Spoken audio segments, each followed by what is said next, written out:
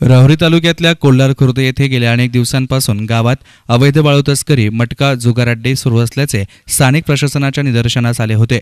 या संदर्भात अनेक वेळा ग्रामसभेत गावातील अवैध धंदे कायमस्वरूपी बंद करण्याचे ठराव घेऊन तालुका प्रशासनाला पाठवण्यात आले।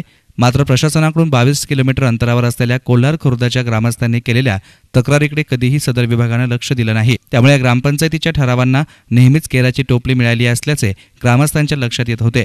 त्यामुळे पोलीस आणि महसूल प्रशासनाबद्दल ग्रामस्थांमधून नेहमीच तीव्र संताप व्यक्त होताना दिसत होता।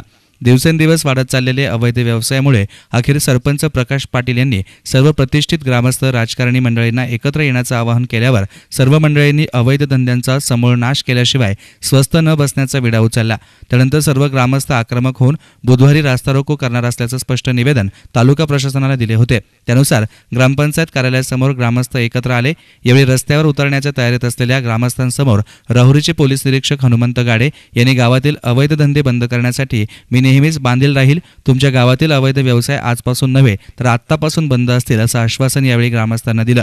तसेच तुमच्या गावचं एकीकरण हे गावच्या प्रगतीचं पहिलं पाऊल आहे असंही यावेळी गाडे म्हणाले। यानंतर ग्रामस्थांनी त्यांच्या आश्वासनावर विश्वास ठेवून आंदोलन स्थगित केले। यावेळी सरपंच प्रकाश पाटील, दीपक पाटील, अनिल पाटील, संजय भोसले, चांगदेव जाधव, सोपान पाटील आदींनी आपल्या भावना प्रशासनासमोर व्यक्त केल्या। सदर आंदोलनासाठी तालुका प्रशासनाच्या वतीने नायब तहसीलदार सतीश तळेकर, पीएसआय सतीश शिरसाट, एपीआय योगेश देशमुख, मंडलाधिकारी देशमुख, तलाठी राजेश घोरपडे आदींसह पोलिसांचा मोठा फौजफाटा तैनात होता।